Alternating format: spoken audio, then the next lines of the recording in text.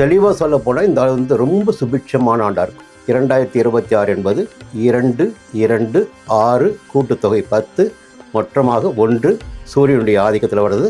இந்த ஆண்டு சுபிட்சமான ஆண்டாக இருக்கும். கடந்த ஆண்டினுடைய நெருக்கடிகள் பிரச்சனைகள் என்பது இந்த ஆண்டில் இல்லாமல் இருக்கும். வழக்கமான காலகட்டத்தை விட 2026 அத்தனை விதமான அது வேலையாகட்டும், குடும்பமாகட்டும், தொழிலாகட்டும், உத்தியோகமாகட்டும் எல்லாவற்றிலுமே சுபிட்சம் இருக்கும். அவங்க வாழ்க்கையில் ஒரு பெரிய நம்பிக்கை வந்து இந்த 2026 எப்பொழுதெல்லாம் 11ஆம் இடத்திற்கு சனி வருகின்றாரோ அந்த காலகட்டம் ஒவ்வொரு ராசினருக்குமே யோகமாக இருக்கு. சனியை முதல்ல புரிஞ்சுக்கணுங்க. அந்த கிரகம் யாரு? ஒரு நீதிமான். நீங்க என்ன பாவ புண்ணியங்களை செய்திருக்கின்றீர்களோ அதற்கேற்ற பலன்களை வழங்கிடக்கூடியவர். நீ யாரா வேண்டுமா இருங்க. நீ என்ன தப்பு பண்ணியோ ஒரு தண்டனை உண்டு, என்ன நன்மை செய்தியோ அது பலன் உண்டு. கேது வந்து முடிவு பண்ணிட்டானா உங்களை உயர்த்தியும் விடுவார், கொண்டு போய் அடிமட்டத்தில் ஏற்றி முடிச்சிடுவார். நீ யாரை நம்பிட்டீங்களோ இந்த நண்பர்கள் எல்லாம் நம்பாத, இவனுடைய வேடம் இது என்பதை புரிய வைத்திடக்கூடியவர் கேது. கல்யாணம் நடக்குமா, குழந்தை பிறக்குமா, வீடு கட்டலாமா, நாங்கள் வாகனம் வாங்குவோமா, மே மாதத்துக்கு பிறகு வாங்க போறீங்க. நீங்க என்னதான் ராஜாவாக இருந்தாலும் அம்மா தாயே என்னம்மா சொல்ற அப்படின்னு மனைவி கிட்ட ஒரு வார்த்தை கேட்டுக்கணும். குடும்பத்தில் தந்தையாக இருந்தாலும் தாயாக இருந்தாலும் பிள்ளையாக இருந்தாலும் அனுசரித்து கொண்டு போய் விட வேண்டும். செய்து வருகின்ற தொழில் கவனமாக இருக்க வேண்டும். பார்த்து வருகின்ற வேலை உங்களை பொறுப்புணர்ந்து செயல்பட வேண்டும். இரண்டாவது, வாழ்க்கை துணைக்கும் உங்களுக்கும் ஒரு இடைவெளி ஏற்படும் வாய்ப்புகள் உண்டாகும். அப்போ கொஞ்சம் பார்த்துக்கணும். இல்லை வாழ்க்கை துணை உடல்நிலையில் பாதிப்பு ஏற்படலாம்.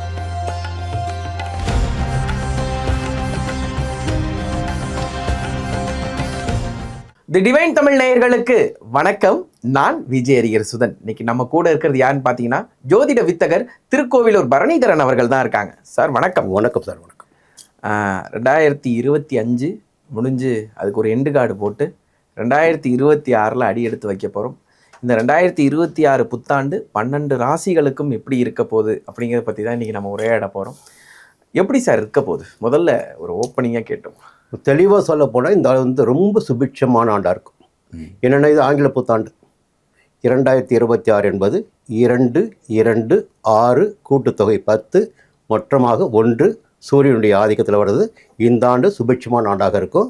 இப்படியும் பார்த்தால் 1-1-2020 நம்பர் 3 வரும். குருவுடைய ஆதிக்கம் இருக்குது.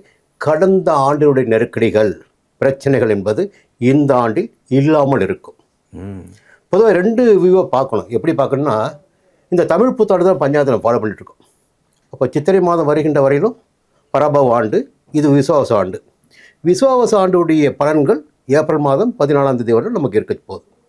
அடுத்த ஆண்டுக்குரிய பலன்கள் பொதுவாக கடந்த ஆண்டில் ஏற்பட்ட நெருக்கடிகள், பிரச்சனைகள், விலையேற்றங்கள், உதாரணம் தங்க விலையேற்றம் போன்ற நிலைப்பாடுகள் 26ல் கொஞ்சம் மாறுபடும். இந்த போர் பதட்டம் இருக்குது பாருங்கள் உலகமெங்கும், அதுவும் கொஞ்சம் தனி ஆரம்பிக்கும். இன்றைக்கி ஒரு விஷயம் பார்த்திங்கன்னா, எல்லாருமே இப்போ தங்கத்தில் முதலீடு பண்ண ஆரம்பிச்சிட்டாங்க. கரன்சி மேலே நம்பிக்கை எல்லாம் போச்சு. அந்த ஒரு காரணத்தினால தான் இப்போ என்ன ஆகுதுன்னா இந்த தங்கத்தினுடைய விலையேற்றமே. இன்னொரு காரணம் இருக்குது. 12ஆம் இடத்துல கடகராசிக்குள் எப்பொழுது குரு உச்சமாகிறாரோ அந்த காலகட்டத்தில் தங்கத்தின் விலை உச்சமடைன்னு ஒரு விஷயம். அப்போது கடத்தை வந்திருக்காரு, உச்சமடைஞ்சிருக்காரு. பொன்னவன் உச்சமடைந்த காரணத்தினால் இன்னும் இப்போ வக்ரமாக இருக்காரு. தாறுமாறாக போயிட்டுருக்கு விலைவாசி. புரியுங்களா? இப்போது நாட்டிற்குள் அமைதி திரும்புகின்ற போது தான் எல்லாவற்றிலும் ஒரு மாற்றம் ஏற்படும். 26ல் அமைதி திரும்புவதற்கு நிறைய வாய்ப்புகள் இருக்குது. Okay sir. இப்போ காலச்சக்கரத்தோட முதல் ராசியான மேஷ ராசி நேயர்களுக்கு இந்த 2026 தொடக்கம் எப்படி இருக்க போகுது?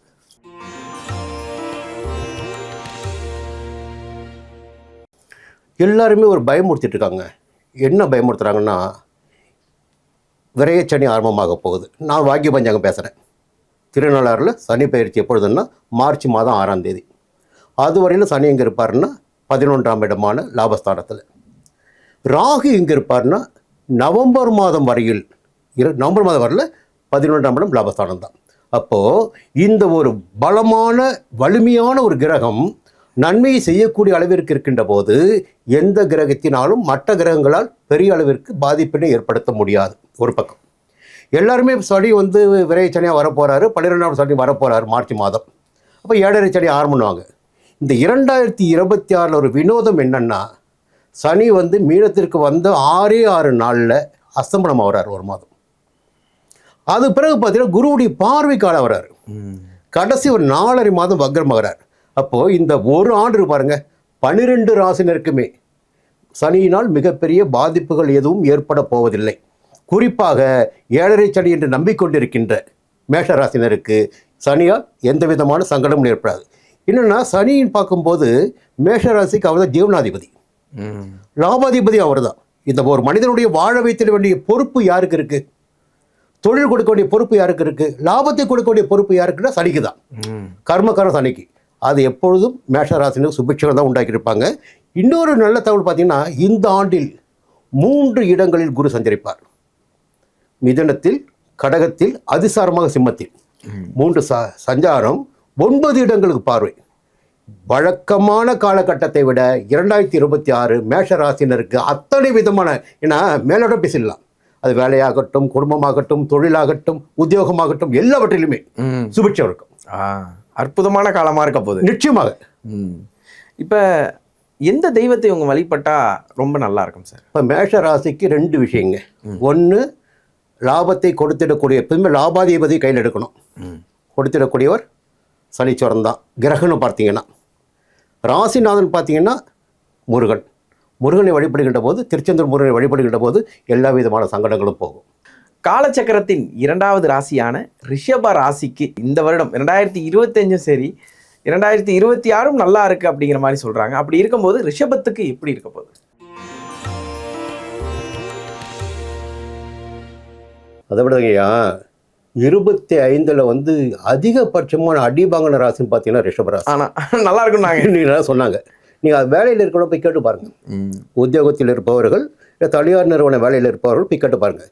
என்ன காரணம்? 10ஆம் இடத்தில் சனி சஞ்சரிக்கின்ற போது, ஜீவனக்காரர்கள் ஜீவனஸ்தானத்தில் ஆட்சியாக சஞ்சரிக்கின்ற போது உன்னுடைய கர்ம வினைக்கேற்ற பலன்களை வழங்குவார். அப்போது சனி வச்சு செஞ்சார். கடந்த 2.5 ஆண்டுகளாக, 25 மட்டும் கிடையாது, கடந்த 2.5 ஆண்டுகளாக பல்வேறு நபர்களுக்கு, ரிஷபராசியில் பிறந்த எல்லா ஊழியர்களுக்குமே நெருக்கடிகள் ஏற்பட்டது என்பது உண்மை, மறுக்க முடியாது. அவங்க வாழ்க்கையில் ஒரு பெரிய நம்பிக்கை இந்த 2026 எப்பொழுதெல்லாம் 11ஆம் இடத்திற்கு சனி வருகின்றாரோ, அதுவும் மீன ராசிக்குள்ள ஒரு நட்பு ராசிக்குள்ள வருகின்றாரோ, அந்த காலகட்டம் ஒவ்வொரு ராசினருக்குமே யோகமாக இருக்கும். அப்போ 10ஆம் இடத்தை விட்டு 11ஆம் இடத்திற்கு சனி வருவது என்பது ஒரு யோகமான நிலை, புரியுங்களா? அப்போ சுபிட்சம் இருக்கும். இன்னொரு பக்கம் 2ஆம் இடத்தில் குரு சஞ்சாரம் பண்ணிட்டு இருக்கார். எப்போ? மே மாதம் வரையிலும். அப்போ அவருடைய பார்வையிலும் பார்த்தீங்கன்னா 4, 6, 8க்கு உடல் ரீதியாக ஏற்பட்ட பாதிப்புகள், வழக்குகள், பிரச்சனைகள், உத்தியோகத்தில் ஏற்பட போகின்ற உயர்வுகள் எல்லாமே அவங்க சாதகமாக இருக்கும் போது எல்லா நிலையிலுமே ஏற்றம் இருக்கும். அடுத்து 3ஆம் இடத்துக்கு போவார். அந்த நேரத்தில் பார்த்தீங்கன்னா மே மாதத்திற்கு பிறகு திருமணம், குழந்தை பாக்கியம், சொந்த வீடு போன்ற சுபிட்சமான நிலைப்பாடு. அடுத்து சிம்மத்துக்கு போகும்போது அவங்களுக்கு அந்த 12ஆம் இடத்தை குரு பார்ப்பார். 10, 12, 8 இன்னும் சுபிட்சமாக இருக்கும். இந்த ஆண்டு பார்த்தீங்கன்னா எல்லா வகையும் தப்பாக சொல்லிக்காதுங்க, அள்ளி விடுதலாம் கிடையாது. இந்த கிரகங்கள் இங்கே சஞ்சரிக்கின்றார்கள். அவர்கள் சஞ்சரிக்கின்ற போது அவருடைய சஞ்சார நிலையும் பார்வைகளும் ஒவ்வொரு ராசினருக்கும் இந்த விதமான பலன்களை ஏற்படுத்தும். அதே நேரத்தில் 10ஆம் இடத்துல தான் ராகு இருக்க போகிறாரு, 4ஆம் இடத்துல தான் கேது இருந்துட்டு இருப்பார். உழைப்பு வேண்டும். நீ முன்னேறணும்னா என்ன வேணும்? அடிப்படை உழைப்பு வேணும், முயற்சி வேணும். நீங்கள் மேலோட்டமாக போய் கொண்டிருந்தால் நமக்கு எல்லாம் வந்துடுச்சு, இனிமேல் நம்மளை யாரும் ஒன்றும் செய்ய முடியாட்டிங்கன்னா அங்கே அடி வாங்குவீங்க. அப்போ கவனமாக உழைக்கின்ற போது நிச்சயமாக இந்த ஆண்டில் முன்னேற்றம் உண்டு. கன்ஃபார்மாக இருக்கு. கன்ஃபார்மாக. Okay sir. எந்த தெய்வம் உங்களுக்கு? மகாலட்சுமி. அற்புதமான வழிபாடு. மகாலட்சுமி வழிபாடு சொல்லுங்கள், நல்லாவே இருப்பாங்க. கூடுதலாக ஏன்னா இந்த கர்மக்காரன் இருக்கான் பாருங்க, அவன் தான் அதிகமான பலன்களை கொடுத்துடக்கூடியவன். இப்போ இந்த 2.5 ஆண்டுகள் மட்டும் சொல்ல முடியாது நமக்கு. அப்போ கடந்த ஆண்டுகளில் ஏற்பட்ட நெருக்கடிகள் நிமிந்து வரணும்னா சனீஸ்வர வழிபாடும் ரொம்ப அவசியம். இரண்டும் சேர்ந்து கிரக வழிபாடு அடுத்து தெய்வ வழிபாடு இரண்டுமே அவங்களுக்கு நன்மை உண்டாகும். Okay sir. அடுத்ததா காலச்சக்கரத்தின் 3வது ராசியான மிதுன ராசிக்கு 2026 என்ன மாதிரியான ஒரு ஆண்டா இருக்கும்?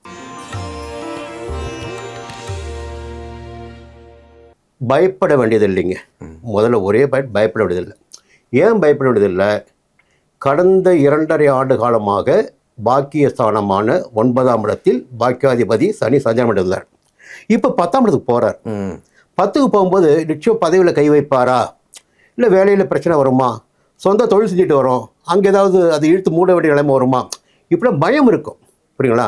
ஆனால் புரிந்து கொள்ள வேண்டிய விஷயம், கேது நவம்பர் மாதம் வரையில் 3ஆம் இடத்தில் சஞ்சரித்து கொண்டிருப்பார். அப்போது 3ஆம் இடத்தில் கேது சஞ்சரிக்கின்ற போது எந்த விதமான நெருக்கடிகள் பிரச்சனை வந்தால் சரி அதை சமாளிக்க முடியும், முன்னேற்றத்தை அடைய முடியும். ஆச்சுங்களா? இரண்டாவது 9ஆம் இடத்துல யோகக்காரகன் போகக்காரன் ராகு, அவரும் நவம்பர் மாதம் வரலாம். இந்த 2 நிலைப்பாடுகளும் இந்த ஆண்டில் இவர்களுக்கு நெருக்கடி இல்லாத நிலையிலே, அது 10ஆம் இடம் சரியாக சரி. அதே நேரத்தில் இந்த ஆண்டு பிறக்கின்ற போது குரு ஜென்ம ராசிக்குள்ள, எல்லாருமே சொல்லுவாங்க ஜென்ம ராசிக்குள்ளே குரு வரக்கூடாது. ஆனால் நான் என்ன சொல்லுவேன்னா, ஜென்ம ராசிக்குள் குரு வருகின்ற போது தான் ஒரு மனிதனுடைய வாழ்க்கையில் உச்சம் தொட முடியும்னு சொல்லுவேன். ஓட வைப்பார். ஜென்மகுரு என்ன பண்ணுவார்? உட்கார விட மாட்டார், ஓட வைப்பார். அப்போ அப்படி பார்வைகள் பாருங்கள். எல்லா ஜோதிடருமே சொல்லட்டும், ஜென்ம ராசிக்குள் சஞ்சரிக்கின்ற போது 5ஆம் இடத்தையும் 7ஆம் இடத்தையும் 9ஆம் இடத்தையும் பார்ப்பார். பூர்வ புண்ணியஸ்தானம், புத்திரஸ்தானம், காதல் ஸ்தானம், எல்லாமே. 7 திருமணம், கணவன் மனைவி நட்பு, கூட்டு தொழில், 9 பெரிய விஐபி ஆதரவு, சொந்த வீடு வாங்கி கட்டி குடி போகிறது, இது போன்ற நிலைகளை ஜென்ம ராசிக்குள் குரு சஞ்சரிக்கும் போது மட்டும்தான் கொடுப்பார். சரி. அடுத்து 2ஆம் இடத்துக்கு வரார். எப்போ? மே மாதம். அதுவும் சுபிட்சமாக இருக்கும் குடும்பத்தில். எப்படி பார்த்தாலும் மிதுன ராசினருக்கு 2026 என்ன இது எல்லா ராசிக்குமே யோகம் யோகம் சொல்லிட்டு போனீங்கன்னா, கிரகங்கள் அங்கே சஞ்சரிக்கின்றார்கள். அப்போது கடந்த ஆண்டுகளில் பார்த்தீங்கன்னா கொஞ்சம் நெருக்கடியான நிலைமை ஏற்படுத்துகிறாங்க. இப்போ இந்த காலகட்டத்தில் சுபிட்சமான நிலையை ஏற்படுத்தக்கூடிய அளவிற்கு சுபகிரகமான குருவும் கேதுவும் 9ஆம் இடத்தில் ராகுவும் இந்த ஆண்டு முழுவதுமே நன்மைகளை வழங்குவார்கள். சங்கடப்பட வேண்டிய அவசியமே கிடையாது. சங்கடம்ங்கிற வார்த்தைக்கு இடமே கிடையாது. சரி, புரியுங்களா? ஓகே. நரசிம்மர் வழிபாடு, நரசிம்மர் வழிபாடு, குலதெய்வ வழிபாடு. நெருக்கடிகள் எப்பொழுது வருகிறதோ மனிதனுக்கு அப்பொழுது குலதெய்வ வழிபாடு அது இருந்தால் போதும். அடுத்ததா ஆவலுடன் எதிர்பார்த்து கொண்டிருக்கும். நீங்க சொன்னது ரொம்ப அற்புதமான வார்த்தை சார். இந்த புல்டோசர் ஒரு மனுஷன் மேல ஏறலாம் சார், ஆனா கடகராசிக்காரங்க வாழ்க்கையில கடந்த ஆண்டுகள்ல ஏறி விளையாண்டு, ஐயா இந்த ஆண்டாச்சு நாங்க எந்திரிக்கலாமா அப்படிங்கிற ஒரு மனநிலையில கடகராசிக்காரர்கள் இருக்காங்க. எப்படி இருக்க போகுது சார்?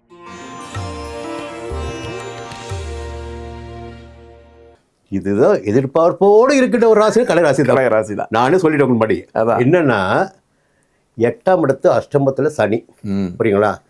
இந்த 7.5 சனி இருக்கு பாருங்க. அந்த 7.5 சனி 7.5 ஆண்டுகளில் ஒரு மனிதரை வதைக்கின்ற வதையை 2.5 ஆண்டுகளில் அஷ்டமஸ்தான சனி சந்திரிக்கிற போது வதச்சி முடிச்சுடுவார். நீங்கள் சனியை முதல்ல புரிஞ்சுக்கணுங்க. அந்த கிரகம் யாரு? ஒரு நீதிமான் அவர். புரியுங்களா? நீங்க என்ன பாவ புண்ணியங்களை செய்திருக்கின்றீர்களோ அதற்கேற்ற பலன்களை வழங்கிடக்கூடியவர். நீ யாரா வேண்டுமா இருங்க. புரியுங்களா? நீ என்ன தப்பு பண்ணியோ ஒரு தண்டனை உண்டு, என்ன நன்மை செய்தையோ அது பலன் உண்டு. இந்த கிரகங்களில் சுபிட்சமான ஒரு கிரகம் பார்த்தீங்கன்னா என்னுடைய பார்வையில் சதவீதம் மட்டும்தாங்க. கிரகங்கள் 9 கிரகங்களில் ஈஸ்வர பட்டம் பெற்றவரும் அவர் தான். ஆமாம், சனீஸ்வரன். சரிங்களா? ரெண்டாவது ஈஸ்வரனுக்கே அந்த காலகட்டம் வருகின்ற போது உன்னையும் நான் பிடிக்காமல் விட மாட்டேன் என்று அவரை பிடித்து வைத்திருந்தவர் சனி. அதான் ஈஸ்வர பட்டமே வாங்கினார். அப்போ இந்த 2.5 ஆண்டுகள் பார்த்தீங்கன்னா ஒவ்வொருவரும் பார்த்தீங்கன்னா கடகராசினி எல்லாருக்குமே 2 விஷயம் பேசுவாங்க. நசிக்கிட்டீங்க, நீங்கள் சொன்னீங்க புல்டோசர் நசிக்காச்சு. 2 விதமான பலன்கள். ஒன்று உயிர்காரகம், மற்றும் ஒன்று பொருள்காரகம். சில பேர் பார்த்தீங்கன்னா உடம்புல அடிபட்டிருப்பாங்க, மருத்துவமனை போயிருப்பாங்க. சில பேர் உடம்பு நல்லா இருக்கும், அவமானப்பட்டிருப்பாங்க. ஆமாம், புரியுங்களா? இல்லையா, பண இழப்பு ஏற்பட்டிருக்கும். இது இல்லை என்றால் அது, அது இல்லை என்றால் இது, ஏதாகிலும் ஒரு நெருக்கடி இந்த ஆண்டில் இருந்தது. இப்போ முதல்ல 12 ராசிகளுக்குள் சனி சஞ்சரிக்கின்ற ஒரு இடம் சுபிட்சமான இடம் பார்த்தீங்கன்னா 9ஆம் இடம். அப்போது சூட்சம் ஒன்று பார்த்தீங்கன்னா அந்த 9ஆம் இடத்தில் சஞ்சரிக்கின்ற போது தான் ஒவ்வொரு ராசினருக்குமே 3ஆம் இடத்தையும் 6ஆம் இடத்தையும் 11ஆம் இடத்தையும் சனி பார்ப்பார். அப்போது சனியுடைய பார்வை கொடிது சொல்லும் இல்லையா? 3, 6, 11 பார்க்கின்ற போது அந்த இடங்களுக்கும் சுபத்துவ பலன்களை, இப்போ தைரியம், வேகம், வீரியம், பண வரவு, புரியுங்களா, எதிர்ப்புகள் இல்லாத நிலை, ஆரோக்கியமான நிலை, எல்லாவற்றையும் ஒரு விடுதலை பெற்று சுபிட்சமாக நடைபோடக்கூடிய அளவிற்கு இந்த நிலை கடகராசினருக்கு 26 இருக்க போகுது. சரி, ஒரு பக்கம் அது. 2ஆம் இடத்துல கேது, புரியுங்களா, நான் வடக்க வேண்டும். சில தலைவர்கள் இருப்பாங்க கடகராசி போனதவங்க, அவங்க சொல்கிற அட்வைஸாக அதுதான், நான் வடக்கம் தேவை, இல்லை அதன் வழியாக நீங்கள் சங்கடத்துக்கு போயிடுவீங்க சொல்லுவேன். அடுத்து இந்த ஆண்டு தொடக்கம் பார்த்தீங்கன்னா 12 குரு விரயஸ்தானத்தில். குரு சுப செலவுகளை ஏற்படுத்துவார். 12ஆம் இடத்தில் சனி சஞ்சரிக்கின்ற போது விரய செலவுகள் வேறுமா செலவு ஏற்படுத்துவார். குரு சஞ்சரிக்கின்ற போது சுப செலவுகளாக இருக்கும். அப்போது 4ஆம் இடத்தையும் 6ஆம் இடத்தையும் 8ஆம் இடத்தையும் பார்ப்பார். இப்போ சுகம் வந்து நிச்சயமாக இருக்கும், எதிர்ப்பு இருக்காது, நோய் இருக்காது, திடீர் அதிர்ஷ்ட வாய்ப்பு. அடுத்து மே மாதத்துக்கு பிறகு ஜென்ம குரு உச்சமடைய போகிறார். இவர்களுடைய வாழ்க்கையில் இன்னும் பிரகாசமான நிலை இருக்கும். இந்த ஆண்டில் அதிர்ஷ்ட பலன்களை அதிகபட்சமாக அடைய போவது கடகராசினர் தான். அப்பா, இதைதான் எதிர்பார்த்துக்கிட்டு இருந்தாங்க. நீங்க இதைதான் சொல்லுவீங்களா அப்படின்னு நானா சொல்லிட்டீங்க. இதுதான் தலையெழுத்து. நம்ம தனிப்பட்ட முறையில் யாருக்காகவும் பேசலைங்க. இந்த கிரகம் இங்கே சஞ்சரித்தால் இந்த பலன்களை இவர்கள் வழங்குவார்கள். கண்டிப்பா சார். எந்த தெய்வத்தை பிடிச்சிக்கலாம் சார்? சனிச்சொன்னு பிடிங்க. அதை விட வேற நாங்க கர்மக்காரன் அவன் தாங்க, 8ஆம் இடத்து அதிபதி அவன் தானே உங்களுக்கு. புரியுங்களா? அடுத்து ஈஸ்வரனை பிடிங்க, சிவபெருமான பிடிங்க. அது போது வேற யாரும் வேண்டாம். Okay sir. அடுத்து பயமுறுத்துறதுக்கு அடுத்து பெரிய ஒண்ணு இருக்கு. 5வது ராசியான சிம்ம ராசிக்காரர்களுக்கு சனி பகவான் என்ன செஞ்சுக்கிட்டு இருக்காருன்னு நமக்கு தெரியும். அவங்களுக்கு அடிச்ச எச்சரிக்கை மணி மாதிரி யாருக்குமே அடிக்கல அப்படிங்கிற மாதிரி ஆகி போச்சு. என்ன இந்த எச்சரிக்கை மணி எது வரைக்கும் போகுது? இப்போ நீங்களும் நானும் பேசும்போது சிம்மத்தை மட்டும் பேசும்போது எல்லாம் நிறைய பார்ப்பாங்க. என்னன்னா இப்போ கடகத்தை பற்றி பேசும்போது நிறைய பார்த்தாங்க. சிம்மத்தை பார்க்கும்போது நிறைய கூடுதலான ஒரு எதிர்பார்ப்பு இருக்கும். அது காரணம் நிறைய இருக்கு. அது அரசியல் ரீதியாகும். ஆமாம், இந்த சிம்ம ராசிக்கு என்ன சொல்ல போகிறாங்க, புரியுங்களா? அப்போ நம்ம பேசுவது பொதுவான பலன், கோச்சார பலன். ஒவ்வொரு ஜாதகத்திலையும் தனிப்பட்ட திசாபுத்தி நடக்கின்ற போது, கிரகங்கள் வலிமையாக இருக்கின்ற போது நாம் பேசுகின்ற பலன்களில் கொஞ்சம் வித்தியாசம் பண்ணலாம். ஆனால் கோச்சார பலன்கள் மாறுவதற்கு வாய்ப்பில்லை. அப்போது கடந்த 2.5 ஆண்டு காலமும் நெருக்கடி தான். என்ன நெருக்கடி? 7ஆம் இடத்தில் சஞ்சரித்து வந்தார். அப்போது அப்படி 7ஆம் பார்வை பார்த்து ராசிக்கு. நீங்கள் இன்னொரு சூட்சமும் இருக்குது, யாருக்கும் புரியாத ஒரு விஷயம். எப்பொழுதெல்லாம் ஜென்ம ராசிக்குள் கேது சஞ்சரிக்கிறாரோ அந்த காலகட்டத்தில் எந்த ராசினராக இருந்தாலும் அவரும் வச்சிட பார்க்க மாட்டார். அத்தனை விதமான சங்கடங்கள், வாழ்க்கையில் எவ்வளவு சங்கடங்கள் இருக்கிறதோ அத்தனை சங்கடங்களையும் ஞானமோட்சக்காரர்களான கேது வழங்குவார். இப்போ கிராமத்தை சொல்லுவாங்க, வைப்பு வச்சுட்டாங்க, சூனியம் வச்சுட்டாங்க, வாழ்க்கையை நொடிஞ்சு போச்சு, யாரும் இது பண்ணிட்டாங்க. யாரும் பண்ண வேண்டிய அவசியமும் இல்லை. ராசிக்குள்ளே கேது வந்து உட்காந்தா போதும், எல்லாமே நடக்கும். இவன் யார்? அண்ணன், தம்பி, மாமன், மச்சான், பொண்டாட்டி, புள்ள, அப்பம், தாய், இவர்களெல்லாம் யார் நீ தெரிஞ்சுக்கோ. அந்த ஞானமோட்சக்காரன் ராசிக்குள்ள உட்காருன்னு போது பண நெருக்கடி முதல்ல கொடுப்பான், ஒரு செல்வாக்களை கை வைப்பான், அந்தஸ்தில் கை வைப்பான். உன்னை உலகம் புரிய வைக்க வேண்டும், உலகத்தை நீ புரிந்து கொள்ள வேண்டும், அதற்குரிய வழியை நான் செய்து கொடுக்கிறேன். அடுத்த என்னுடைய காலகட்டம் உங்களுக்கு சாதகமாக இருக்கும். உலகம் முதல்ல புரிஞ்சுக்கும். அப்போது 7ஆம் இடத்து சனி ராசியை பார்த்தது, ஜென்ம ராசிக்குள் கேது இருப்பது, 2 விதமான நெருக்கடிகள். இப்போ 7 விட்டு 8க்கு போகிறார். இதை விட சுபட்சமாக இருக்குன்னு பார்த்தீங்கன்னா இன்னும் ஒரு சங்கடம். அங்கே போயிட்டு உட்கார்றாரு. 8ஆம் இடத்து சனி வந்து நெருக்கடி கொடுப்பார் என்பது கடகராசனுக்கு கண்டுபிடிச்சிட்டாங்க. சிம்மராசன் இப்போ பார்க்க போகிறாங்க, புரியுங்களா? இன்னும் 2.5 ஆண்டுகள் இவருக்கு ஒரு சோதனை காலமாக இருக்கும். அதுலேயும் ஒரு சின்ன விஷயம், இந்த ஆண்டு மட்டும் பெரிய நெருக்கடிகளை சந்திப்பதற்கு வாய்ப்புகள் இல்லை. எப்போ?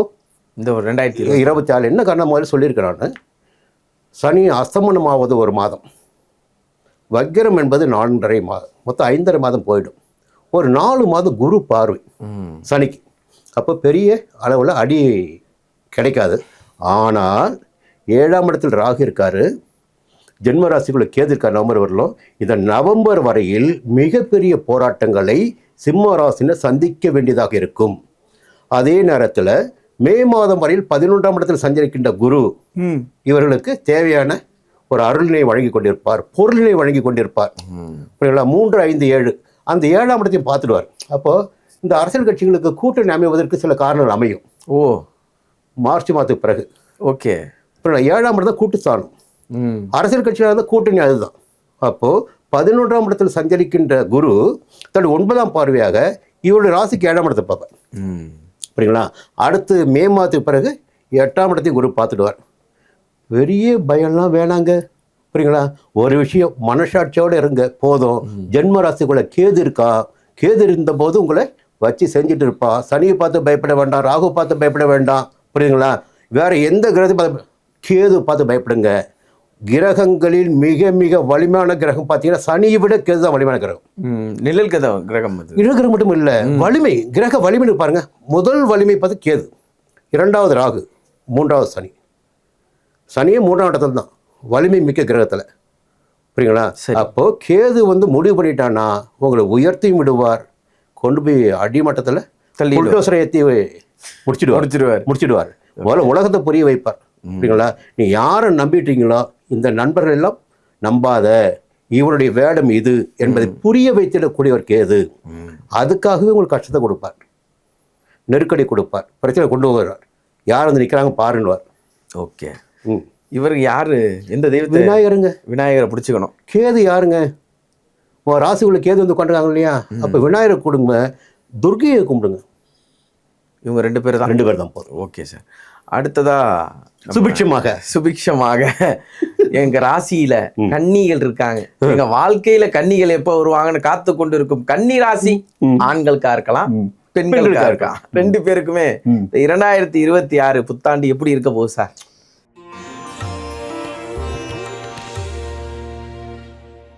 ஒரு அற்புதமான காலகட்டம். அவங்களுக்கு என்னன்னா பயமுறுத்திக்கிட்டு இருப்பாங்க. என்ன பயமுறுத்துவாங்க?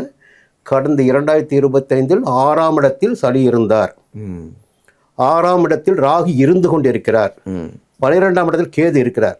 இந்த 6ஆம் இடத்தை ராகு வந்து அடிச்சு வச்ச மாதிரி அங்கேயே இருப்பார். அப்போ இந்த வலிமை மிக்க கிரகணம் பார்த்தீங்கன்னா அடுத்த வலிமை தான் சனியே.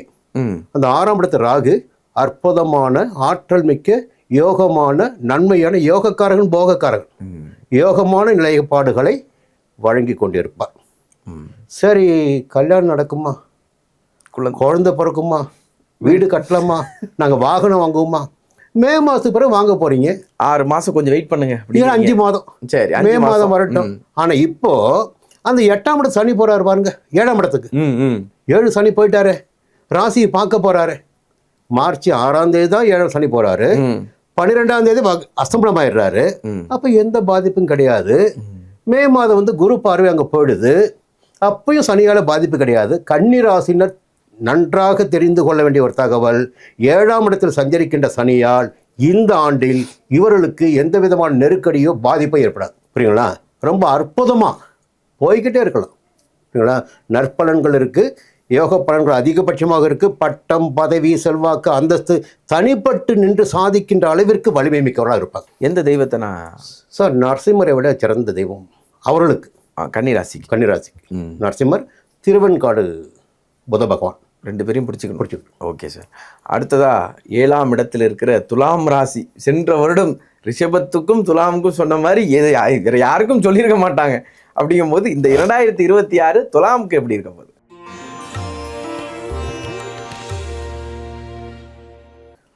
ஒரு தெளிவாக கேள்வி கேட்டிருக்கீங்க. என்னென்னா, நான் நிறைய பேர் பார்த்துட்டேன். வாழ்க்கையில் வந்து இந்த வந்து கொண்டே இருக்குன்னு சொல்ல மாதிரி, என்னப்பா கண்ணுக்கு படுது காணவில்லையே மாதிரி எல்லாம் பார்த்துட்டே இருந்தாங்க, எதுவும் கிடைக்கவே இல்லை, காணல் தான். என்ன காரணம்னா, வலிமை மிக்க 2 கிரகங்கள். யார்? ராகு சனி 5ஆம் இடத்துல, பூர்வ புண்ணிய ஸ்தானத்தில், கடந்த ஆண்டு முழுவதுமே. அப்போ எப்படி தான் வாழ்ந்துட்டு இருந்தாங்க? என்னதான் நிலைமை? 11ஆம் இடத்தில் சஞ்சரித்து கொண்டிருக்கின்ற கேது 2020 மிடில் இருந்து கொஞ்சம் வழிகாட்டிகிட்ருக்கார். வருமானத்துக்கு, வாழ்வதற்கு தேவையான வழிகளை காட்டி கொண்டிருக்கிறார். சரி, அதே நேரத்தில் இப்போ இந்த சனி பெயர்ச்சி 6ஆம் இடத்திற்கு சனி போகிறார். சனி எப்பொழுது 3ஆம் இடத்திற்கோ 6ஆம் இடத்திற்கோ 11ஆம் இடத்திற்கோ போகிறாரோ அந்த காலகட்டத்தில் அந்த ராசினருக்கு சுபத்துவமான பலன்கள் ஏற்படும். இன்னொன்று, 3ஆம் இடத்தை பார்ப்பார். ரொம்ப அற்புதமாக தைரியமாக செயல்படக்கூடிய அளவிற்கு. நேற்றெல்லாம் பார்த்தீங்கன்னா அப்படியே படுத்த படுக்கையாக சோர்ந்துக்கிட்டு, நடக்குமா நடக்காதா, வாழ்க்கை அவ்வளோதானா, இனிமேல் நமக்கு உதவி பண்ண யாருமே வரமாட்டாங்களா, இப்படிலாம் கேள்வியோட ஒரு பயந்து வாழ்ந்த நிலை மாறி, பதட்ட நிலையிலேயே மாறிட்டு துணிச்சலாக எழுந்து என்னால் எதையும் செய்ய முடியும், என்னால் சாதிக்க முடியும் என்ற எண்ணத்தோடு நடைபோடக்கூடிய நிலை 2026 துலாம் ராசியில் இருக்குது. அதற்கு மேலாக பாக்கியஸ்தானத்தில் குரு பாக்கியஸ்தானத்தில் மே மாதம் வரையில். அப்போது அந்த குருவுடைய பார்வை எப்பொழுது ஒரு ராசிக்கு கிடைக்கிறதோ அந்த காலகட்டத்தில் அந்த ஜாதகருக்கு அத்தனை விதமான நன்மை நடக்கும். இப்போ ஒரு எம்எல்ஏ சீட்டு வாங்கி பாருங்க, ஜெயிச்சிடுவீங்க. வெளிப்படையாக சொல்கிறேன், துலா ராசிக்காரங்க இந்த சட்டமன்ற தேர்தலில் ஒரு எம்எல்ஏ சீட்டு வாங்கட்டும், ஜெயிப்பதற்கு 100% கர்ம வினைகள் சாதகமாக இருந்தால் ஜெயிக்க முடியும். நாம செஞ்ச கர்ம வினைகள் சாதகமாக இருக்கணும். இப்போ 5ஆம் இடத்தை 5ஆம் பார்வையாக குரு பார்க்குறார் ராசியை. எப்பொழுது குரு பார்வை ராசிக்கு கிடைக்கிறதோ அந்த காலகட்டத்தில் சுபத்துவமான பலன்கள் கிடைக்கும். இப்போ யோகம் வந்துருச்சு, உங்களுக்கு பயப்பட அவசியம் இல்லை. யோகம் வாசப்படல தான் நிக்குது. நியூ இயர் வந்தோடனே வீட்டுக்குள்ள வந்துடும். இப்போ மார்ச் மாதம் சொல்றோம், ஒரு 3 மாதம் முன்னாடி சனி பலன் கொடுக்க ஆரம்பிச்சிடுவார். சரி, இப்போ பயப்பட இந்த ஆண்டு பார்த்தீங்கன்னா துணிச்சல் முதல்ல வருங்க. தன்னம்பிக்கை, தைரியம், ஒரு வேகம் வரும். அந்த நம்பிக்கையோடு செயல்படக்கூடிய இருக்கோம், நல்லாவே இருப்பாங்க. கண்டிப்பா. எந்த தெய்வம் சார்? ஸ்ரீரங்கம் பெருமாள். அவரை போய் பார்த்துட்டு சொல்லுங்க. வேற யாரும் தேவையில்லைங்க, கிரகத்தை நம்புங்க. மனம் எந்த இறைவனை விரும்புகிறதோ ஏற்றுக்கொள்கிறதோ அந்த இறைவன்கிட்ட போயிட்டு வாங்க, ஒரு சாந்தி கிடைக்கும் மனசுக்கு. உங்களுக்கு அந்த வைப்ரேஷன் தாங்க, வேற ஒன்றும் கிடையாதுங்க. ஆலயங்களுக்கு போயிட்டு வந்த பிறகு ஒரு வைப்ரேஷன் கிடைக்கும் உங்களுக்கு, அது உங்களை மாற்றும் சக்தி. அது ஓகே, சக்ஸஸ் தான். Okay sir. அடுத்ததா ராசியில 8வது ராசியான அஷ்டம ராசி. ஆமா, 8ஆம் இடம்னாலே எப்போதுமே கொஞ்சம் ஒரு மாதிரியா சொல்லுவாங்க. ஆனா ராசியே 8ஆவது இடத்துல இருக்கிற விருச்சிக ராசிக்கு இந்த 2026 புத்தாண்டு எப்படி இருக்க போகுது? நீங்க 8ஆம் இடம் சொல்லிட்டீங்க, விருச்சிகம் சொல்லிட்டீங்க. ஒரு விஷயம் சொல்லி ஆகணும்ல, மேஷத்துக்கு அதிபதி யாரு? செவ்வாய். இங்கே அதிபதி யாரு? செவ்வாய் தான். அங்கே அவர் நெருப்பாக இருப்பார், இங்கே நீராக இருப்பார். ஒரு 2 விஷயங்களை பாருங்களேன். ஒரு சொல்கிற ஒரு விஷயத்த, இந்த சூரியன் கார்த்திகை மாதம் இங்கே வருவார், எங்கே வருவார்? விருட்சத்துக்கு வருவார். அப்போ என்ன ஆகுனா பூமி குளிரும், அப்படி மழை பெய்யும். நல்லா கவனிங்க, கார்த்திகையில் கண்டிப்பாக மழை பெய்யும். ஆமாம். அதே சூரியன் சித்திரை மாதம் மேஷத்துக்கு போவார், நெருப்பாக பூமியை தகிக்கும். அப்போது அது நெருப்பு ராசி, இது நீர் ராசி. சூரியன் அந்த தன்மையை ஏற்படுத்தி கொடுக்குறார். முடிஞ்சு போச்சுங்களா? இன்னொன்று, விருச்சிக ராசிக்காரர்கள் பரவக்கூடியவர்கள். ஒரு இடத்த அப்படியே விஸ்தாரம் பண்ணிட்டு போயிட்டே இருப்பாங்க, அடுத்து அடுத்து அடுத்து போயிட்டே இருப்பாங்க. ஆனால் இந்த 2025 அவர்கள் பட்ட சங்கடங்கள், நெருக்கடிகள், பாதிப்புகள் இருப்பாருங்க, அது சாதாரணது இல்லை. அதுக்கு முன்னாடியே அவங்களுக்கு பாதிப்பு வந்துடுச்சு. எப்படின்னா, சனி ராசிக்குள்ளே கூட இருந்துடலாம், சனியுடைய பார்வை ராசிக்கு இருக்கக்கூடாது.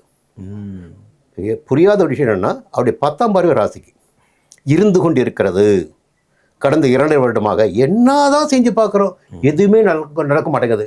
எல்லா கோயிலும் போயிட்டோம், எதுவும் நடக்க மாட்டேங்குது. இப்போ சாமி இருக்கா இல்லையா, அந்த நிலைக்கு தள்ளப்பட்டாங்க. புரியுங்களா? எந்த ஒரு வேலையுமே கிட்ட கை நழுவி போகுது. இங்கே ஒரு சூட்சம பிறகு கடைசியாக பேச சொல்கிறேன் நான். எல்லாருமே ராசி பலன் பார்ப்பாங்க, திசா புத்தி பார்ப்பாங்க, கோச்சார கிரகங்களை பார்ப்பாங்க. ஆனால் அதையும் மீறி சில விஷயங்கள் ஜாதகத்தில் இருக்குது, அது பிறகு தனியாக பேசுவோம் அது. ஆனால் இந்த நேரத்தில் இந்த சனி பார்வை ராசி விட்டு நகர்வதே மிகப்பெரிய யோகம் விருச்சிகத்துக்கு. புரியுங்களா? அடுத்து பார்த்தீங்கன்னா ஆண்டு கடைசியில் ஒரு யோகம் வரப்போகுது. அடுத்த வருஷம் இந்த 2026 ஆண்டு கடைசியில் அதுதான். புரியுங்களா? நவம்பர் மாதம் பார்த்தீங்கன்னா அது பிறகு உங்களுக்கு பிடிக்க முடியாதுங்க. நீங்கள் 11ஆம் இடத்துல ராகு வந்துடுவார், 9க்கு கேது போயிடுவார். புரியுங்களா? ஒரு 9க்கு கேது, 11 ராகு, ஒரு அற்புதமான நிலைப்பாடு. புரியுங்களா? இப்போ சனி பெயர்ச்சி இருப்பாருங்க, அதுவே அவங்களுக்கு யோகம்தான். நிச்சயமாக யோகம். புரியுங்களா? அடுத்து பார்த்தீங்கன்னா மே மாதத்திற்கு பிறகு விருச்சிக ராசினுடைய வீட்டில் சுப செலவுகள் அதிகரிக்கும். திருமணம் நடக்கலாம், குழந்தை சொந்த வீடு கட்டி குடி போகலாம், குழந்தைகளுக்கு பாக்கியம் உண்டு. இந்த ஆண்டு கடந்த ஆண்டினை விட விருச்சிக ராசினருக்கு அற்புதமான ஆண்டாக இருக்கும். எப்ப பயங்கரமான பால் ஊத்திருக்கீங்க. ஆமா, நிச்சயமாக. சனி பார்வை விலகுதுங்க, அது போதாதா? சனி பார்த்துட கூட, உங்களை சனி பார்த்துட்டே இருக்காரு. இப்போ 25ல் சனி பயிற்சியின் காரணமாக 5ஆம் இடத்திற்கு சனி போவது உங்களுக்கு பாதகமாக இருந்தாலும் அப்படி பார்வை உங்களை விட்டு விலகுகிறது என்பது உங்களுக்கு ஒரு நல்ல பலன். ஓகே. அடுத்ததா இவங்க எந்த தெய்வத்தை பிடிச்சி? முருகர் தாங்க. முருகர் தான், வேற யாரும் தேவையில்லை. அவங்க ராசிநாதன் யாரோ அவங்க தான். அப்படிங்களா? திருச்செந்தூர் போயிட்டு வர சொல்லுங்கள், எல்லா விதமான நன்மையும் நடக்கும். கண்டிப்பாக சார். அடுத்ததா தனுசு ராசி சார். அவங்க இப்படியே தான் இருக்காங்க, ஆனால் அது எப்படி ஆக போகுது, அந்த அம்பு எங்கே போய் சுருவ போகுதுன்னு தெரியல அப்படிங்கிற ஒரு எண்ணத்தோடு இருக்காங்க. 2026 எப்படி இருக்க போகுது?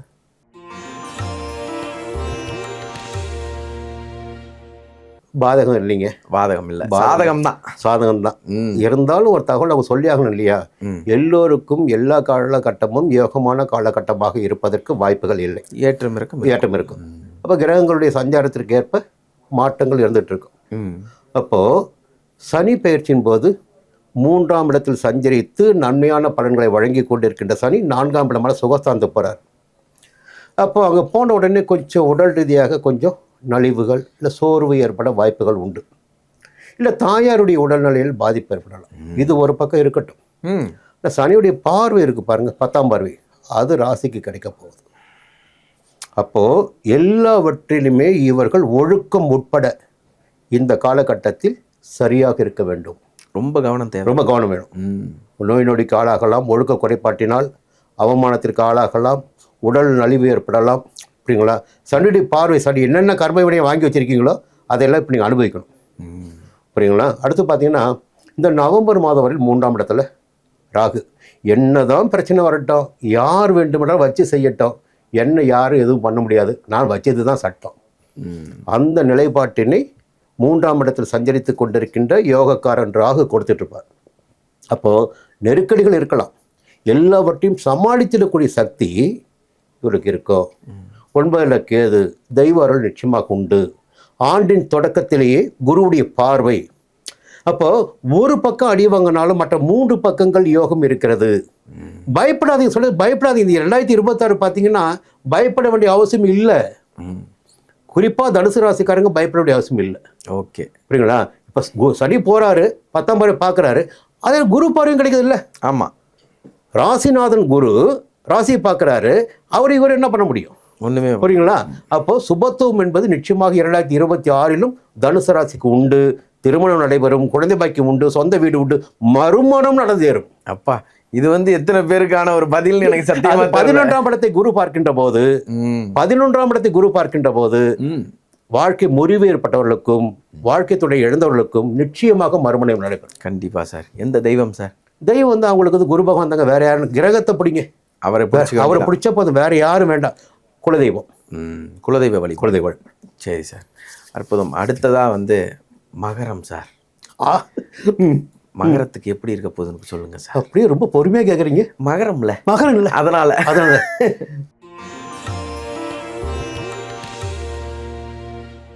அதாவது இந்த 2026ல் கொண்டாடப்பட வேண்டிய ஒரு ராசின்னு பார்த்தீங்கன்னா மகர ராசி தான். எப்பா இந்நேரம் வெடியை போட்டிருப்பாங்க, டம் டம். புரியுங்களா? நாங்கள் பட்ட அவஸ்தை எங்களுக்குலாம் தெரியும். அதனால தான் மகரத்தை மெல்லமாக கேட்குறீங்க. இப்போ நாம மெல்லமாக சொல்லிட்டாலும் அவங்களுக்கு புரிஞ்சிருக்கும். அது புரியும் போது என்னன்னா, அப்பா எல்லா தொலையும் நம்மளை விட்டுச்சு, இனிமே தான் நமக்கு நிம்மதி, எந்த சங்கடமும் நம்ம எதுவும் கிடையாது, இனிமே கிடையாது. 3ஆம் இடத்துக்கு போட்டாரு சனி. அப்புறம் என்னங்க சகாய சாடத்து சனி, என் ராசிநாத போய் 3ல் உட்காந்துருக்காரு. எனக்கு இனிமே எனக்கு என்ன கவலை கிடக்கு, ஜம்முன்னு இருப்போம். புரியுங்களா? அவருடைய பார்வை 12க்கு இருக்கு. புரியுங்களா? 2வது பார்த்தீங்கன்னா பாக்கியஸ்தானத்துக்கு இருக்கு. அப்புறம் வேற என்ன இருக்கு? அற்புதமாக இருக்க போறாங்க, எந்த பிரச்சனையும் கிடையாது. ஆனாலும் பார்த்தீங்களா, இதுதான் பதட்டப்படுத்துது. ஆனாலும் அப்போ 2ஆம் இடத்துல தானே ராகு இருப்பாரு. ஆமா, அது மாறாது இல்லை? கண்டிப்பாக மாறாது. நவம்பர் மாதம் வரையில் நீங்கள் என்னதான் ராஜாவாக இருந்தாலும், அம்மா தாயே என்னம்மா சொல்கிற அப்படின்னு மனைவி கிட்ட ஒரு வார்த்தை கேட்டுக்கணும். குடும்பத்தில் தந்தையாக இருந்தாலும் தாயாக இருந்தாலும் பிள்ளையாக இருந்தாலும் அனுசரித்து கொண்டு போய்விட வேண்டும். எல்லாவற்றுக்கும் மேலே ஒரு விஷயத்தை வைக்க போகிறோம். இப்போ 8ல் கேது இருக்காருல்ல, அப்போது 8ல் கேது 2 விஷயங்களை பண்ணலாங்க. ஒன்று, உடல்நிலை கை வைக்கலாம். எப்போ பார்த்தாலும் மகர ராசிக்காரங்களுக்கு ஏதோ ஒன்று ஹாஸ்பிட்டல் போயிட்டு வந்துட்டு இருக்காங்க. என்ன நினைப்பாங்க, சனி 2க்கு இருக்காரு, ஜென்ம சனி, 7.5 சனி காலகட்டம், அதான் இந்த இவ்வளோ பாதிப்பு நினைப்பாங்க. அது கிடையவே கிடையாது. 8ல் கேது. கேது 2 விஷயம் பண்ணுவார். ஒன்று, உடலில் கை வைக்கலாம். உடலில் கையை வைக்காத பட்சத்தில் உங்களுடைய புகழில் அவமானத்தை ஏற்படுத்தலாம். எவ்வளோ உச்சத்தில் இருந்தாலும். அப்போது ஒழுக்கம் என்பது இந்த காலகட்டத்தில் நீங்களாம் பார்த்துருப்பீங்க. நித்யானந்தாவுடைய எவ்வளோ உச்சத்தில் இருக்கட்டுமே. புரியுங்களா? நீ எவ்வளோ பெரிய ஆளோட இரு, 8ல் கேது இருக்காரு, ஞாபகம் வச்சுக்கோ. இந்த நேரத்தில் ஒழுக்கத்தில் மட்டும் சரியா இல்லைன்னா அது படம் போட்டு காட்டப்படும். கேது நிழல்காரன் தானே, படம் போட்டு காட்டப்படும். ஒழுங்கினம் காரணமாக உங்களுடைய உயர்வு தடுக்கப்படும். கண்டிப்பாக ரொம்ப எச்சரிக்கை இருக்கணும். அதே நேரத்தில் குருவுடைய பார்வை மே மாதத்துக்கு பிறகு ராசி கிடைக்குது. குடும்பத்தில் சுபத்துவம் இருக்கும், பிள்ளைகளால் நன்மைகள் இருக்கும், இவருடைய எதிர்பார்ப்புகள் பூர்த்தியாகும், ஒரு அந்தஸ்தோடு வாழக்கூடிய நிலை இருக்கும். கண்டிப்பாக. ஆனால் எப்படி இருந்தால் சரி, ஒழுக்கத்தில் சரியாருங்க, உடல்நிலை சரியாக பார்த்துக்கு, இது மட்டும் இருந்தால் போதும். எந்த தெய்வம் சார்? அவங்களுக்கு சனீஸ்வரன் போதுங்க. அவங்களுக்கு ஈஸ்வரன் சனீஸ்வரன் தான். கண்டிப்பாக, வேறு யாரும் தேவையில்லை. என்னென்னா ராசிநாதன் சனி. சரிங்களா? இப்போ பாதிப்பு யார் சுபம் கொடுக்க போகிறாங்க? சனி சனி தான் சனி முடிஞ்சு பார்த்தீங்களா. 8ல் போய் கேது கொண்டுக்காரு. விநாயகரை சேர்த்துக்குங்க. ஏன்னா சாட்சிக்காரன் காலில் விழுந்து சண்டைக்காரன் காலில் போய் விழுந்தாங்கல்ல, எவ்வளோ நிம்மதி இல்லைங்களா. அப்பா விநாயகரை பண்ண காப்பாற்று முடிஞ்சு போச்சு. ஒரே வார்த்தை வேண்டிக்குங்க. ஓகே. ஆக மொத்தத்தில் என்ன சொல்ல வரீங்க? பார்த்து இருந்துங்க, இல்லைன்னா சிசிடிவியில மாட்டிப்பீங்க. சொல்ல வரீங்க. அவ்வளோதான். ஓகே. அடுத்ததா கும்பராசி சார், 7.5 சார், முடியல சார், மூச்சு முட்டுது சார் அப்படின்னு மூச்சு முட்டுறவங்களுக்கு எப்படியாச்சும் தூக்கி விடுங்க 2026ல். தூக்கி விட்டுமா? அதான் சொல்றேன் நான். முதல்ல ஒரே ஒரு தகவல் மட்டும் சொல்லிடுறேன். எப்பொழுது ராசிக்குள் இருந்து 2ஆம் இடத்திற்கு சனி போகிறாரோ அந்த நல்ல காலம்தான். இப்போ மார்ச் மாதம் கும்பராசியை விட்டு சனி வந்து மீனத்துக்கு போகிறாரு. நட்பாண்டு விட்டு தான் போகிறார். இப்போது 3, 7, 10ஆம் பார்வை இருப்பாருங்க. இப்போது அவருடைய பார்வையில் எங்கே இருக்குது? இனிமேல் 4ஆம் இடத்திற்கும் 8ஆம் இடத்திற்கும் 11ஆம் இடத்துக்கும். இப்போ 8ஆம் இடத்தை குரு பார்க்கல போய் என்ன ஆகுன்னா, மறைந்து கிடந்த செல்வங்கள், திடீர் அதிர்ஷ்ட வாய்ப்புகள் இப்போது கும்பராசினருக்கு நிச்சயமாக வரும். சாமர்த்தியமானவங்க இப்போ வரும். 11ஆம் இடத்தையும் சனி பார்க்க போகிறார். அப்போது வரவிற்கு குறைவு இருக்காது. கடந்த காலத்தில் தொழிலில் ஏற்பட்ட தடைகள் விலகி இப்பொழுது வரவு ஏற்படக்கூடிய நிலை கும்பராசிக்கு இருக்குது. என்னன்னா, இந்த 7.5 சனி காலகட்டத்தில் முதல் 5 ஆண்டுகளை விட கடைசி 2.5 ஆண்டுகள் யோகமாக இருக்கும். நிறைய பாடத்தை கொடுத்துருவாங்க. போகும்போது சனி கொடுத்து தான் போவார். அப்போது இந்த காலகட்டத்தில் ஒரு சொந்த வாகனம் வாங்கிறது, வீடு கட்டுறது, புதிய வீட்டு குடி போகிறது, புரியுங்களா, இது போன்ற நிலைகள் எல்லாம் இருக்குது. கையில் பணப்புழக்கம் இருக்கும். திருமணம் சார் வரேன் சொல்லிடுறேன். அது அப்போ சொல்லிடுறேன் உங்களுக்கு. ஆனால் வார்த்தைகளின் நிதானம். எப்படி மனிதனுக்கு என்ன தெரியுங்களா, கொஞ்சம் செல்வாக்கு வந்தோடனே அந்த வார்த்தையை விடுவாங்க, கொஞ்சம் மாறும். அப்போ 2ல் போய் சனி உட்காராரு. வார்த்தையே உனக்கு சங்கடம் ஆகிடும். 2 பேரை பற்றி பேசியிருப்பீங்க, அவன் வந்து வேறு மாதிரி உங்களை வச்சு செய்வான். சரி, இது ஒரு நிலைமை இருக்குதா. இப்போது ஜென்ம 5ஆம் இடத்தில் குரு சஞ்சாரம் பண்ணுறார். எப்போது? இந்த ஆண்டின் தொடக்கத்தில் மிதனத்தில் சஞ்சாரம் பண்ணுறாரு. அப்படி பார்வை 9ஆம் பார்வை ராசிக்கு. மே மாதம் வரையில் குரு பார்வை ராசிக்கு இருக்குது. மீண்டும் அக்டோபர் மாதத்திற்கு பிறகு குரு பார்வை ராசிக்கு வரப்போகுது. புரியுங்களா. மே மாதத்திற்கு பிறகு குரு பார்வை சனிக்கு கிடைக்க போகுது. எப்படி பார்த்தாலும் சுற்றி பார்க்கணும். எப்படி சுற்றி பார்க்கணும். பார்க்கின்ற போது சனியாலும் பாதிப்பு கிடையாது, ராசிக்கும் பாதிப்பு கிடையாது, உடம்புக்கும் பாதிப்பு கிடையாது. புரியுங்களா. உங்களுடைய வீட்டில் உங்களுக்கு எல்லாமே நன்மைகள் நடக்கும். ஒரு புதிய எதிர்பார்ப்புகள் இருந்தால் நிச்சயமாக நிறைவேறும். அதே நேரத்தில் 7ல் கேது இருக்காரு. யாரையும் கிட்ட சேர்க்கும் போது ஜாக்கிரதையாக சேர்த்துங்க. கொஞ்சம் ஜாக்கிரதையாக இருக்கணும் நட்பு விஷயத்தில். அது எதிர்ப்பாளினராக இருந்தாலும் சரி. ஏன்னா 7ஆம் இடத்துல கேது இருக்கும்போது அங்கேயும் சங்கடத்தை உண்டாக்குவார். நல்லா பழகிட்டு இருப்பான் ஒருத்தன், அவன் வந்து உங்களுக்கு இழப்பை ஏற்பட்டு போயிடுவான். ஆசை காட்டிட்டு இழப்பட்டு ஒரு சக தோழாக இருந்தாலும் சரி. ஜென்ம ராசிக்குள்ள ராகு இருக்கார். கொஞ்சம் ஆசையை அடக்கிங்க. ஆசையை அடக்கிட்டால் கொஞ்சம் சுபிட்சமாக இருப்பீங்க. ஓகே. ஆசையை கொஞ்சம் அப்படி கண்ட்ரோல் பண்ணிக்கணும். கண்டிப்பாக சார். எந்த தெய்வம் சார்? இவங்களுக்கு அதே தான் சார், குலதெய்வம் தான் மெயின் வழிபாடு. எல்லோருக்கும் குலதெய்வம் என்பது மிக முக்கியம். அது பிறகு மற்ற தெய்வங்கள் எல்லாமே. புரியுங்களா. இப்போ சனீஸ்வரனுடைய வழிபாடு தான் ரொம்ப முக்கியம். திருநள்ளாறு சனீஸ்வரன் வழி சொல்கிறேன். Okay sir.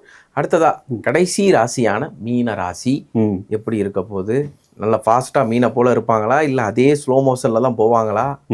எப்படி இருக்க போகுது சார் 2026? இப்போ மீன ராசி பற்றி ஒரு விஷயம் இருக்குங்க.